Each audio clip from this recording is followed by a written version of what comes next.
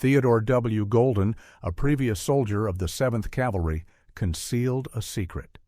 Being among the final individuals to view General Custer alive, his personal testimony is an uncommon prize. In 1904, he provided his narrative in a letter, which we will examine today. But before we start, please remember to like and subscribe to our channel to help our community. I have received your letters dated July 28th and August 2nd, asking for some stories of my own encounters and understanding of General Custer's last battle. The many years since that significant incident may have partially clouded my recollections, and the limited time I have requires a somewhat disjointed narrative.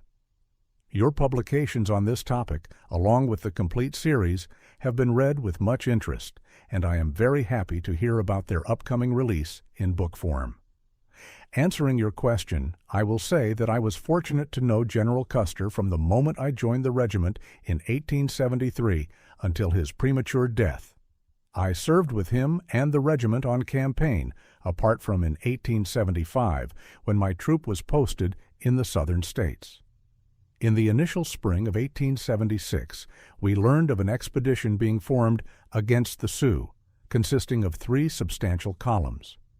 Some weeks later, our orders to march came, and our battalion moved from near Shreveport, Louisiana, to Fort Lincoln, Dakota Territory. When we got there, General Custer was involved in giving evidence before an inquiry committee in Washington and joined the regiment just days before our column left. Having been put under arrest in Chicago while traveling from Washington, I will skip describing our march from Fort Lincoln to the Yellowstone, which we attained near the mouth of the Powder River. We remained there for a number of days, preparing our packed train, since it had been determined to leave our wagons and create a supply camp. Major Reno had left on a reconnaissance mission a few days earlier, planning to meet us again near the mouth of the Tongue River on June 17th. After completing plans to leave our wagon train, dismounted recruits, and regimental band at Powder River, we moved to the mouth of the Tongue River, where we made camp on June 17th, the day General Crook fought the Indians in a violent battle on the Rosebud. All day we observed with great interest every far-off dust cloud that moved across the river bottom, hoping it indicated the arrival of Major Reno's command. Yet, as we heard nothing from him, we left camp on the morning of the 18th and moved up the valley, finally uniting with Reno soon after noon. It was clear that General Custer's behavior had altered. He appeared sullen, dissatisfied, and, different from his normal character, seemed somewhat tense and disturbed. When Major Reno came with his report, General Custer experienced a change. His usual energy and resolve were obvious as he quickly assembled the command into marching order and started for the Rosebud, where General Terry had already gone ahead of us on the supply steamer Far West, aiming to meet with General Gibbon's command, which was known to be nearby. Our march proceeded long into the night, but we finally reached the Yellowstone and camped, confident that we would meet the steamer if it was actually below us. The next morning, we left early and quickly saw General Gibbon's wagon train moving up the river, followed by the Far West steamer. Messengers were sent to tell them of Reno's finding of a major Indian trail. We not long after that camped near the mouth of the Rosebud, where a war council was called to examine Reno's report thoroughly. The next day, arrangements were made for a strong campaign. A last council took place on the steamer on the night of the 21st, as I remember, during which General Custer got his final instructions, largely as you have described. As the council ended, General Gibbon was questioned about when he could get to the mouth of the Little Bighorn River, and he answered, not before noon on the 26th. At this meeting, it was said that General Custer had been offered the 2nd Cavalry Battalion and artillery, which had been brought on the steamer, but he refused both, stating his confidence in his command's capabilities and worries that the artillery could slow their movement near the enemy. Many officers and men thought that this was part of a prearranged scheme to get an independent command, as he had been used to in earlier years. Nonetheless, his wish was approved. On the afternoon of June 22nd, we paraded before Generals Terry and Gibbon, and soon after we started on the trail outlined by Major Reno. From that time forward, we followed the trail until Reno found the Indian village, straying only when needed to find appropriate camping spots. Against our instructions, no attempt was made to scout the surrounding area or send a messenger to General Gibbon, even though we had a scout, George Heron Dean, assigned to our command for that reason. Our marches were long and fast until the night of the 24th, when we left the trail, apparently stopping for the night. However, this was only a trick to mislead the Indians, as we had been told to stay saddled and ready for a night march. From the time we left the Rosebud, General Custer's behavior changed. His former lively energy came back, and he seemed entirely concentrated on finding and fighting the Indians. It is important to state that the trail we followed came from the direction of the Missouri River, and based on the guesses of Bloody Knife and our Crow Scouts, showed a group of about 1,000 to 1,200 Indians, who we later found came from the Missouri River agencies and were almost totally warriors. About 11 o'clock, we were told to saddle up and form a line.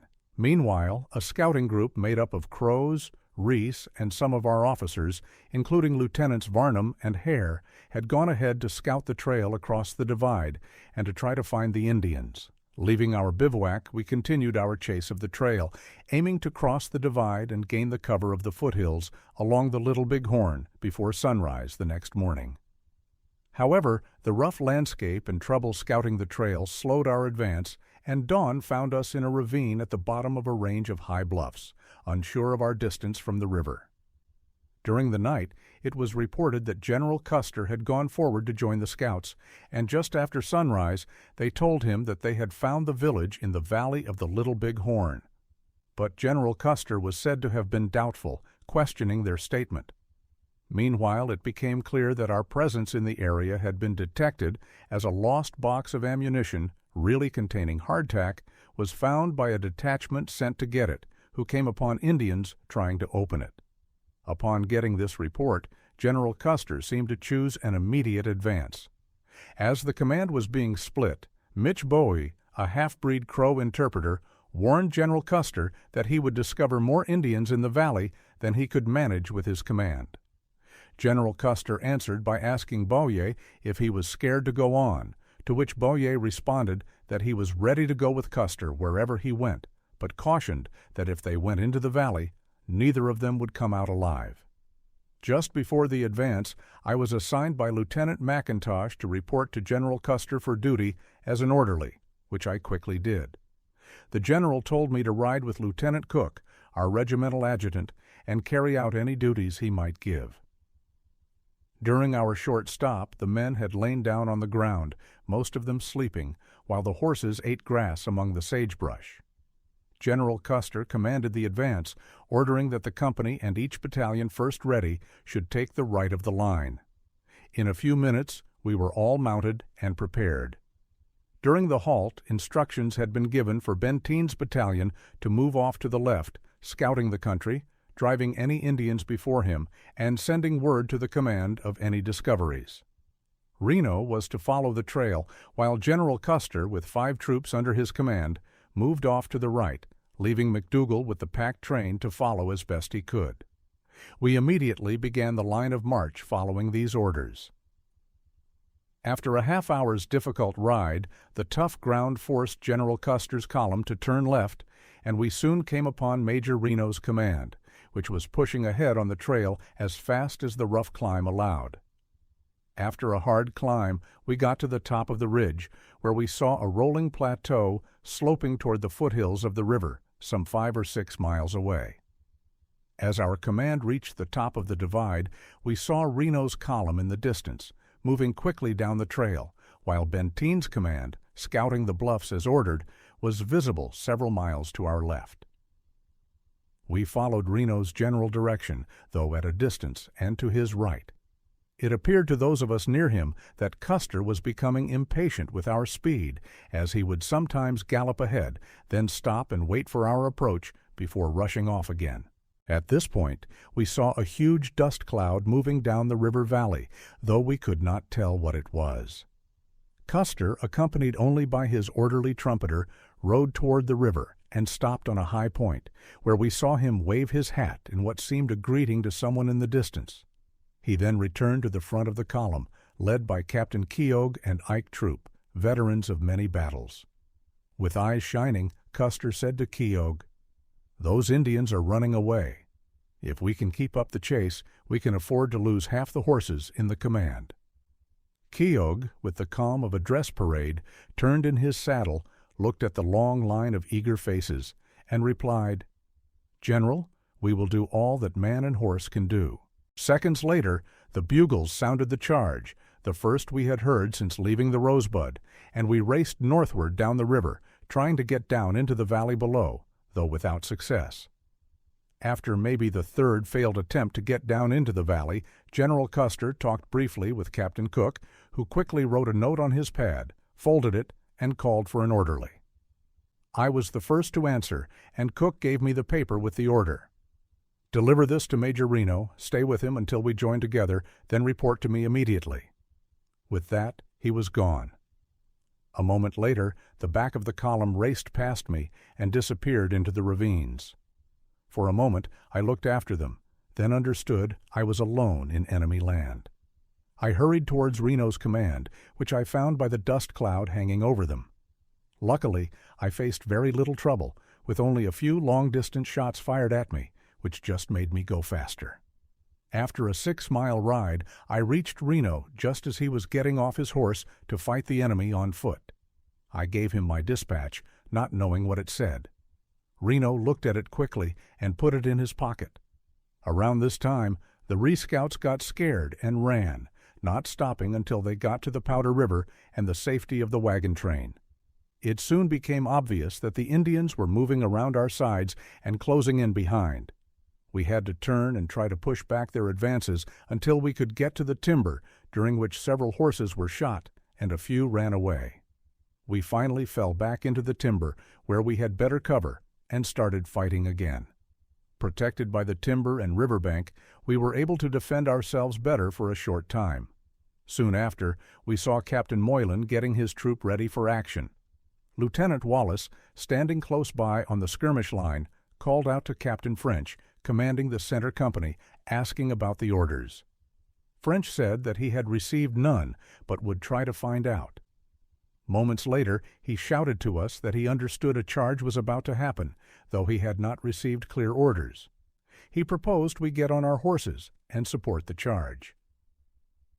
As we got ready to mount, we found that about 15 of our men were without horses, either because of the heavy firing or their horses running away. Lieutenant McIntosh had lost his horse and took one belonging to Trooper McCormick, who said sadly that we were all finished anyway, and he might as well die on foot as on horseback. As we got into the saddle, we came out from the timber and were amazed to find that instead of charging the Indians, Reno was performing a skilled charge on the bluffs on the other side of the river. Upon seeing this, the Indians gathered on our sides and fired heavily on our retreating column. Luckily, their shooting was bad, and our losses were fairly light at this point in the retreat, which had become a disorderly rush. It has been said that Reno became so excited that he fired all the bullets in his revolver at the Indians and then threw the weapon away. However, I can confirm that this story is wrong, as the revolver involved is now owned by General Benteen or his family, or was so a few years ago. During the retreat, I was riding on the left side of our column near the timber when my horse suddenly fell, throwing me into a patch of sagebrush. Fortunately, I only had small injuries, mainly to my outward appearance. As I got to my feet, Lieutenant Wallace rode past me, telling me to run for the timber, warning that my horse had been killed. I didn't stop to check his report, but followed his advice, running towards the timber with only a few short pauses on the way, which I reached soon after. From my hidden position, I saw our men pushing their horses into the river, making them cross the rock-filled stream. I saw Lieutenant Hodgson's horse jump into the water, and the lieutenant struggling as if hurt. He got himself free from the stirrups and held on to the stirrup strap of a passing trooper, using it to help him cross. Upon getting to the bank, it was clear that he was indeed wounded, but he bravely continued. The trooper tried to help him onto the saddle, but did not dare to stop his horse. In the next instant, Hodgson seemed to be hit again, losing his hold and falling to the ground. He got to his feet unsteadily, looking for help from another comrade who stopped to help him. Just as it seemed he was safe, the second trooper threw up his arms, staggered in the saddle, and fell heavily to the ground. Hodgson tried to move toward the ravine up which the command was vanishing, stumbling forward a few steps before falling again. Apparently knowing further retreat was hopeless, he turned to face the Indians, took out his revolver, and started firing. An instant later, 3 or 4 shots sounded from my side of the river, and I saw Hodgson stagger and fall, knowing his fate was certain. As our men successfully crossed the river and went up a nearby ravine, I found myself alone, thinking about my own fate. However, I stayed unseen and undisturbed, as the Indians were busy stripping and mutilating the bodies of our fallen comrades along the riverbank. Around this time, I heard the far-off sounds of heavy firing downriver and guessed that Custer was fighting the enemy. From the quick looks I had of the village, I was afraid he was as greatly outnumbered as we had been. Most of the Indians near us suddenly left, rushing to join their comrades at the lower end of the village. I saw the scout, George Herendeen, nearby, and called to him. We soon found each other, and he told me that the 15 dismounted men from our outfit had gotten to a spot in the timber, about 200 yards away. However, their tries to cross the open space to get nearer to the river were met with Indian fire. Before leaving, the Indians had set the river bottom on fire, seemingly to hide their movements or to force out our wounded. This smoke turned out to be our saving, as it let us get to the river under its cover. We crossed the river with some trouble and came upon one of our Crow scouts who pointed us to the place of our command, which we soon joined again. Upon joining the command, we found that Benteen's battalion had arrived, but there was no news of where Custer was. We told our story of the events we had seen, and soon after, a white flag was seen waving from the river bottom, near where Herendeen and I had hidden. Lieutenant Hare bravely risked his life to crawl to a lookout point on the bluffs, signaling to the party below that we were friendly forces. They carefully made their way across the river and joined our group, showing themselves to be the dismounted men who had been left behind during Reno's retreat. In the confusion of our retreat, I had noticed Lieutenant McIntosh on McCormick's horse riding several rods ahead of me. His lariat had come loose and was dragging on the ground, the picket pin hitting sagebrush and other things, creating a dangerous situation. Several men tried to warn him about this danger, but he seemed not to hear their warnings. Moments later, his horse fell, and I could not see if he was shot or not. As I went by, I saw the lieutenant lying still, either dead or unconscious. We found him in the same place the next day after the Indians had left, and it looked like he had indeed died. As I stood on the bluffs looking out into the valley, I heard an angry conversation nearby. Captain Weir shouted, "By God, if you won't go, I will, and if we ever get out of this situation, someone will answer for it." He walked off, and soon after I saw D Troop get mounted and move into the valley, towards the far-off firing. Without clear orders, the whole command followed, except for Benteen's and Godfrey's troops, which kept some appearance of military order. We went down the valley until we met Weir's troop in retreat, overrun by a much larger force of Indians. We quickly formed a line, holding back the advancing crowd until Weir's command had passed through our lines and reformed behind us. With their help, we were able to pull back and reorganize again. As we kept retreating, Colonel Benteen, who seemed to have taken charge in our area, turned to Lieutenant Wallace and said, "Wallace, there's no point in falling back anymore. Form your troop, with your right side secured here, and we will make a stand." Wallace smiled slightly and replied, "I don't have a troop, only 2 men. Benteen laughed harshly and answered, "Form yourself and your 2 men, and I'll tell you about our situation once I've figured it out myself." This small group formed the center of our defensive line. Others joined us soon after, and we took cover behind sagebrush, quickly building rough barricades and starting to fire. We were able to hold the Indians back until nightfall, when darkness gave us a welcome break. During the night, we changed our position, set up a corral and hospital, and dug in as well as we could. At dawn, the battle started again, continuing without stopping until about 3 in the afternoon, when the Indians suddenly started to take down their teepees, pack their travois, and leave up the river valley, sadly out of rifle range.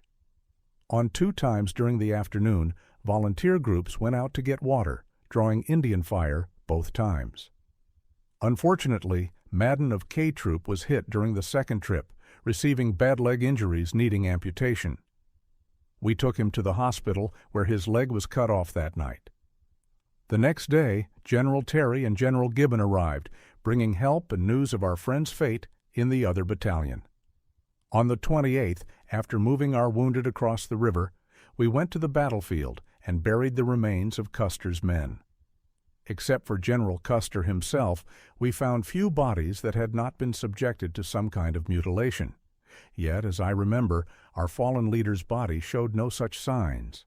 Given the limited space, I will skip telling specific events or detailed descriptions of the battle, as your article has already sufficiently covered those parts. In talking about the engagement with different Army officers and frontier veterans, the general agreement appeared that 3 main factors led to this disaster. First, the splitting of our command into 4 separate columns, about 15 miles from the battlefield, without exact knowledge of the enemy's position or strength, caused a crucial lack of support between our forces. Second, Custer's early arrival on the scene, nearly 24 hours ahead of plan, was harmful. Third, the loss of horses and extra ammunition badly limited our command's effectiveness. As this topic has been widely studied by more able people, I will not add more. My experiences with General Custer made me see him as dangerously brave, inclined to take chances without completely considering the odds against him. I have always thought that one potential reason for his actions, despite the orders he received, could be because of his strong feeling of the perceived shame coming from the President's treatment of him. He may have wanted to clear his name with a bold and decisive win, similar to his victory at Wachita, thus restoring himself as a leading figure and Indian fighter in the public's view. Whatever his reason, we must all admit that he fought with bravery and finally gave his life with the comrades who had ridden with him to success in many previous battles. Very truly yours, Theo W. Golden. I hope this first-hand account offers you a fresh viewpoint on the Battle of Little Bighorn in the Great Sioux War of 1876. Keep watching for more videos like this. I plan to bring you more first-hand accounts of various battles. So, have a great day, and I will see you next time.